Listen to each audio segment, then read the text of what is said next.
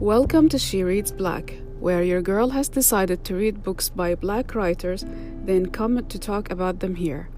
I focus on science fiction and fantasy novels as my humble and grateful attempt to amplify the voices of black authors who present the black experience in this extraordinary perspective. This is episode 2. And before I start talking about our book for today, I would like to apologize for the long gap between the introduction episode and this one. Life literally got in the way. But without further ado, let's get into it. The first book I will discuss in this podcast is The Prey of Gods by Nicky Drayden. As I mentioned in the previous episode, the book gives me the best of both worlds when it comes to the African literary experience. An African-American author and a book that is set in Africa.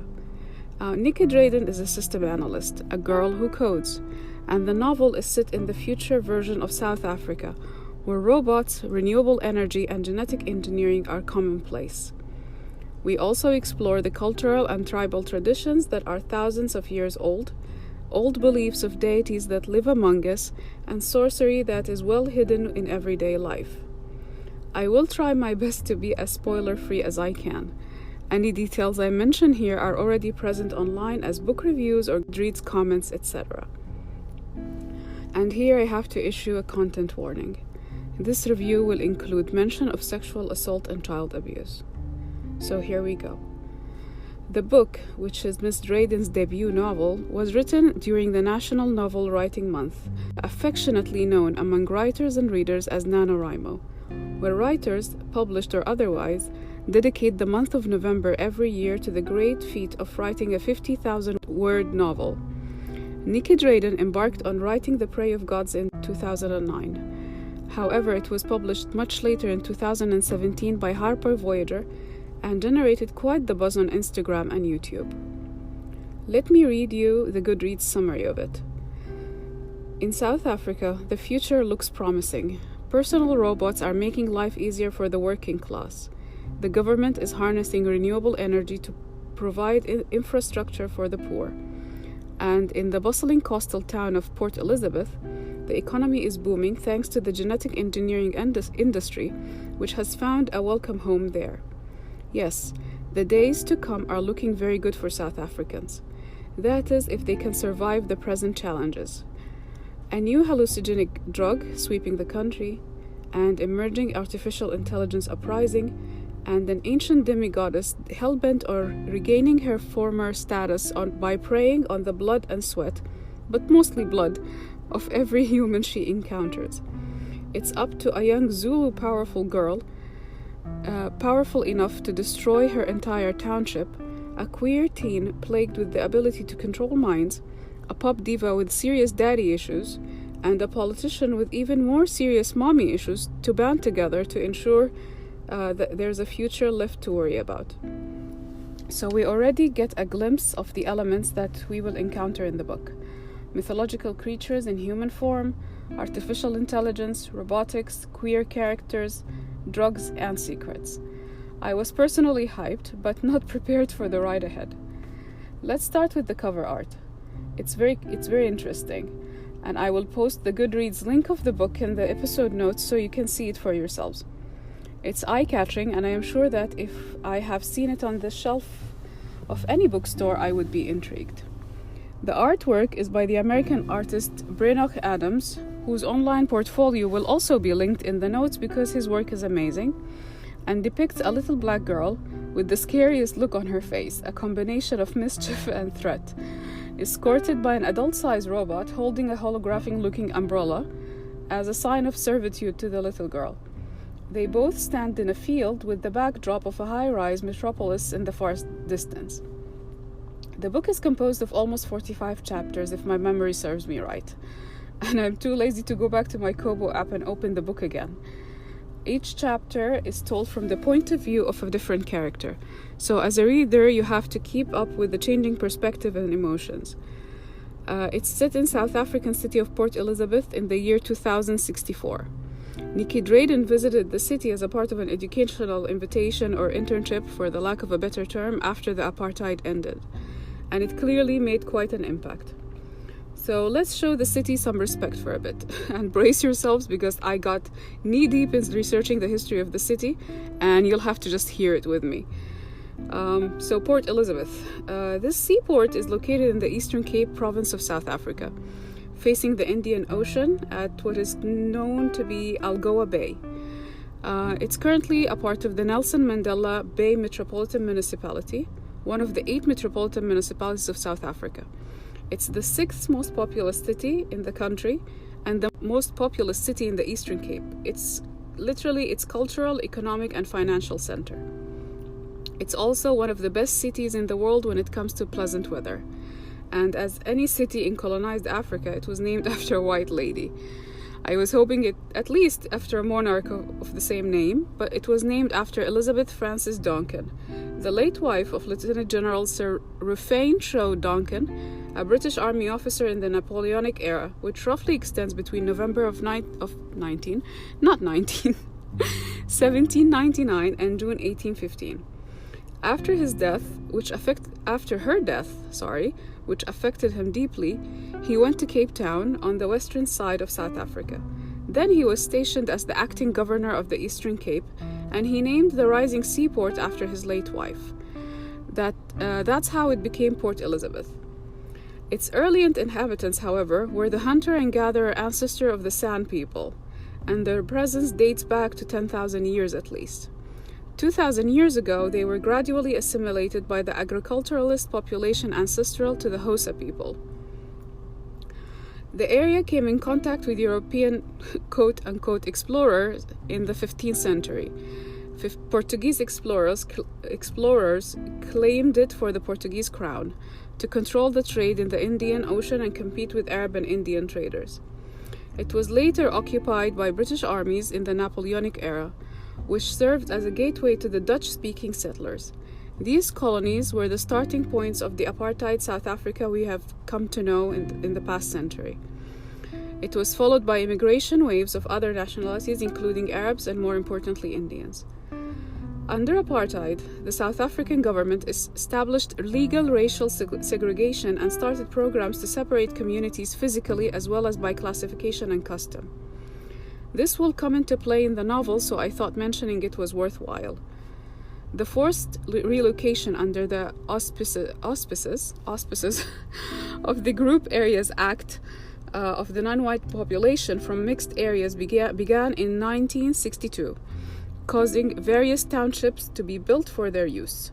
The classification was sometimes arbitrary, and as in many other localities through the country, many citizens appearing to have mixed ancestry were forcibly located from 1965 throughout to 1975. These areas were valued as primal real estate, and the city planning was viewed as the prototypical apartheid city. Naturally, the city was home of multiple anti-apartheid movements through the years, including the 1952 Defiance Campaign, where the African National Congress and the South African Indian Congress called all South Africans to stand up against the apartheid government and unjust laws directed at Black Africans, Indians, and other people of color. Another movement was the 1985 consumer boycott. African National Congress affiliated United Democratic Front in 1983, political consciousness in Black townships grew. In Port Elizabeth townships particularly, Black South Africans demanded the integration of public institutions, the removal of troops from Black townships, and the end of workplace discrimination. To launch an effective campaign to cripple the white-owned institutions of Port Elizabeth and to undermine the legitimacy of the apartheid, several women, yay for us, suggested the idea of a consumer boycott to the Port Elizabeth Black Civic Organization in May 1985. The economic boycott began on July 15th and received massive support in townships around Port Elizabeth. In September of 1985, white business owners became desperate and called the government to meet the demands of the Black South Africans. In November, the boycott was still hurting white businesses in Port Elizabeth greatly, and the white South African government reached an agreement after the formation of with the Port Elizabeth Black Civic Organization, which stated that the boycott would hold until March 1986 if business owners arranged for the release of Black leaders. Currently, the city is home to almost 1 million South Africans of varying ethnicities and has a great economy that relies on automotive assembly and sustainable tourism. I went on quite the tangent because the city is quite fascinating. And in the book, the 2064 version of the city continues to pride itself on its booming economy thanks to genetic engineering that restored laboratory-made versions of extinct animals and eradicating many diseases with their super vaccine. Another element is the advancement of robotics. Robots don't only support modern industries, but regular people have personal robots called the alpha units that help them navigate daily life. Our dream of sustainable energy seems to have come to life because they use solar energy to power wells in nearby townships. And the coastal city is not underwater, as we anticipated thanks to the melting polar ice caps. So maybe people managed to reverse the climate crisis after all. But the genetic engineering uprise is not all rainbows and unicorns. The city is infested with an uncontrollable amount of dik-dik, a type of deer that snatches food from tourists and poops everywhere. Now that my long-winded tangent about the city is over, let me introduce you to its characters. The book starts with Muzi Kiasi McCarthy, or Muzi for short, your average teenager who's not so average. He's essentially a biracial kid, part Xhosa tribe, part Irish. He was raised by his extremely traditional Xhosa grandfather, commonly known as Papa Fuzz, or affectionately known as Papa Fuzz.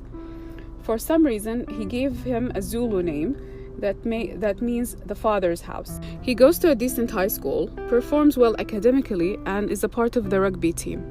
He also has a crush on his best friend and classmate Elkin, who is generally up to no good and has a mutual hate-hate relationship with Papa Fuzz.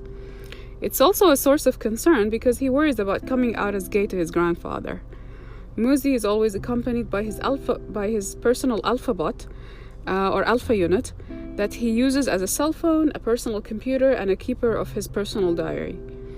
He has an older sister who is happily married. She and her husband work in the genetic research company Genzen, which is responsible for the dik-dik epidemic. The story starts with Elkin, who has clearly solemnly swore to always be up to no good, and invites Muzi to smoke the local version of marijuana in his house. It's called Daga, and informs him that his cousin, who happens to be a drug dealer, gifted him samples of a new drug called Godsend that is guaranteed to blow his mind. He hallucinates himself a crab while Elkin is flapping like a dolphin. The next character is Sydney, a young black woman who works 2 jobs to make ends meet. In the daytime, she's a manicurist in a beauty salon, and at night, she's a security guard at Genzen. She navigates the city on her small motorbike, and she also has a personal robot that she uses as storage space for her nail kits. While working on her first client in the salon, an eccentric white lady with an exotic pet that keeps biting Sydney, we come to realize that she can wield magic, charming her client and keeping her pest of a pet from biting her. And she has memories that can date back to centuries ago. So is she a witch, or is she the demi-goddess the book intro promised us? She also is the reason behind the series of murders that are plaguing the city, and she is no Dexter when it comes to covering her tracks. Next come Nomvula, a young Zulu girl who is probably the girl depicted in the cover art, and she lives in a township near Port Elizabeth. She's 10 and lives with her mother, who suffers from debilitating depression, forcing Nomvula to grow up much faster than the average child. She finds making friends very hard with children her age, and the other kids naturally shun and bully her as the weird one. But anyway, she prefers to spend her free time dreaming of flying. It is alluded that she is the product of rape. Her mother says that she was raped in a dream by the town's sculptor and gift shop owner, Mr. Tao. Mr. Tao strikes a seemingly creepy friendship with Nomvula, which starts with him asking her to pose for him for his next art piece, and ends with the mother mustering unfathomable strength to bust them both in his shop, accusing Mr. Tao of abusing Nomvula the same way he abused her. What is told between these two events is that Mr. Tao admits to Nomvula that she is in fact his daughter. But in a Greek mythology twist, Mr. Tao is Zeus. He is no ordinary father. he is a supreme god and the creator of the universe. In other parts of the book, Sydney explains how he created the world in stages, starting with a set of majestic trees. Then, in a weird twist of events, he fathered humans with his consecutive animal wives: a crab, a dolphin, a peacock, and a bunch of other animals. Humans carried these animal spirits suppressed in their subconsciousness over millennia, and he teaches her how to fly and reach heights as close to the sun, and she finally understands how special she is. Her superpowers, unfortunately, are completely unleashed in the most unfortunate circumstances when her mother instigates the township people to attack Nomvula and Mr. Tao. Nomvula is both enraged and terrified, and that was the event that unleashed her powers but also brought her to Sydney. She also realizes her impact on machines, because she is the catalyst behind the robot rebellion. I tried to look for parallel myth to Mr. Tao and the creation of the world in Zulu or Xhosa tradition, but not much luck. This seems to be an original pantheon straight out of the author's imagination, and I quite like that, to be honest. The two other important characters are the pop diva of Indian descent called Riya, who has a brash, hypersexualized public persona, but suffers in secret from multiple sclerosis, and has a strained relationship with her father, who is an established physician and does not approve of her life choices. Additionally, their relationship got even worse after her mother passed away. The secret dealer of her not-so-secret drug habit, and the occasional friend with benefits, happens to be Rife, Elkin's oh-so-generous with illicit drugs cousin. The other is a well-meaning, dedicated white politician named Graham Stoker, a respected Port Elizabeth councilman who moonlights as a drag performer named Felicity Lyons, and has an overbearing, ambitious mother with a foggy past, who seems more invested in his political career than he is, organizing fancy fundraisers with the creme de la creme of the city, and wiping his memories every now and then to keep him on the path she has envisioned for him. He has a shady assistant called Mr. Mbendi who always seems like he's hiding something, but Councilman Stoker is more than just a drag queen. The book also dedicates a few chapters to the alphabots, albeit they are mostly in the series of zeros and ones, an homage to Miss Drayden craft probably, which is coding. And I'm not sure if someone would sit and translate the numbers into words, but what a fascinating dialogue we might find. So, the plot is a roller coaster of events, as Miss Drayden has quite the vivid imagination. The first half of the book introduces the characters, giving each of them a chapter. The second half brings all these characters together in a believable but interesting series of events. Several plot points have a purpose that leads to the collision of the main characters in the main event, which is Ria's big concert, where Felicity Lyon is scheduled to open and Sydney plans to crash. And then Sydney's backstory is further explained. She's an exhausted demigoddess who lost most of her powers over the years and was doomed to live the mundane life of humans. She's quite bitter about that and devises a complicated plan to regain her powers and also release the animal spirits suppressed in the human minds. She reminds me of Killmonger from Black Panther with her "I want to free these humans" proclamations, while being completely vindictive and self-serving. She also realizes that she has competition.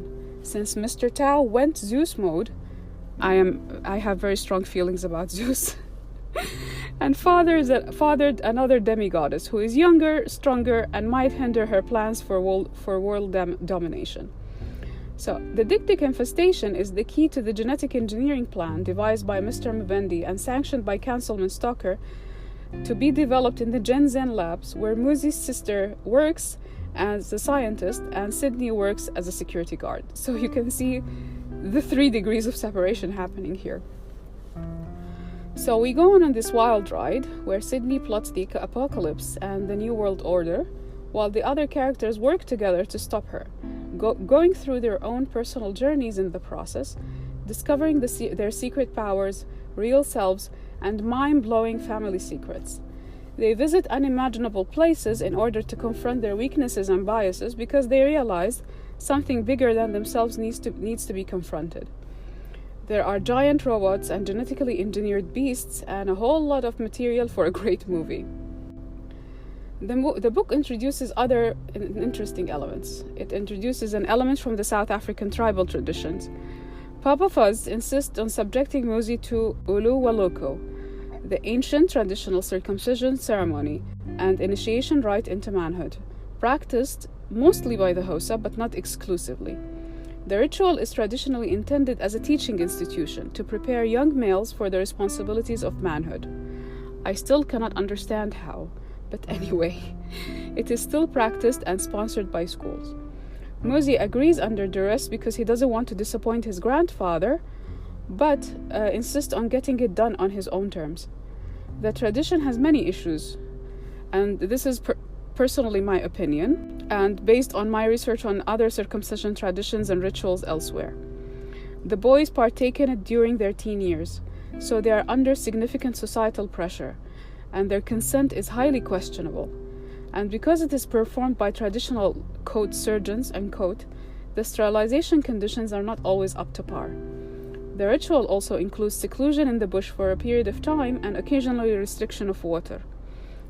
So many young boys ended up with botched circumcisions that required further medical interventions, and sadly, at least 969 initiates have died from complications resulting from the ritual since 1995 to today.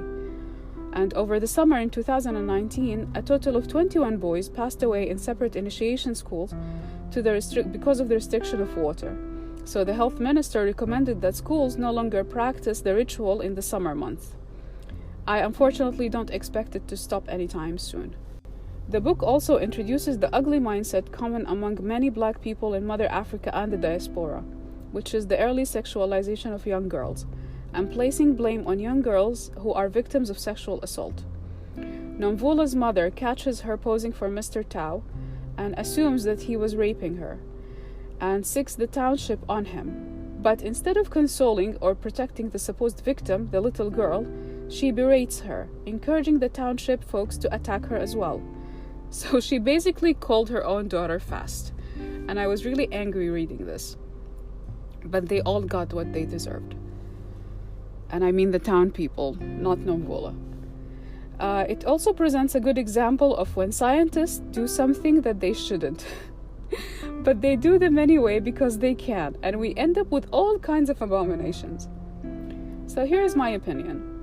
For the most part, I loved the book. It made sense and was believable considering its placement in the science fiction genre. The technological projections for a future 40 years from now are plausible. I felt that it was a well-balanced mix of science and mythology. And the main characters were well written, and their development is logical and seems complete. The dialogue is entertaining, especially between Muzi and Elkin. But I felt that there are some continuity issues, like you are left to figure some stuff out on your own. There are characters with incomplete arcs, like Stalker's assistant, Mr. Mabendi, and his behavior that always gave me the impression that he might be hiding a great secret, and I got nothing. The same applies to Raif, Elkin's drug-dealing cousin, and Rhea's friend with benefits. There are also questions that are left unanswered. Where did the godsend come from? My nosy self is frustrated as hell by that, and I wanted a more detailed description of the city of Port Elizabeth and the Alpha units.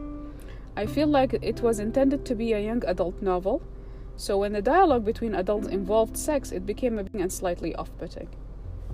So, despite my questions and my frustrations, the ending was satisfying and provided adequate closure while leaving the door slightly open for a sequel if Miss Drayden chooses to add one, and I would be more than happy to read it. This concludes my review of The Prey of the Gods. 8 out of 10, highly recommend. Nicky Drayden published 2 more novels, Temper in 2018 and Escaping Exodus in 2019. Temper doesn't seem to have a science fiction element to it, but a mythology or fantasy-based plot, while Escaping Exodus happens in a spaceship, and it doesn't get any more science fiction than that. This brings me to the end of the episode, and I hope it was interesting enough to encourage you to follow the podcast. We are on most podcast platforms, Spotify, Google Podcasts, etc., and I hope you come back to listen next time. Follow my Twitter, Nubian Podcast, for updates, polls, and and meltdowns. Till then, take care of yourselves and others, and because the pandemic is not over, wear a mask, wash your hands, and continue social distancing. Till next time, my friends.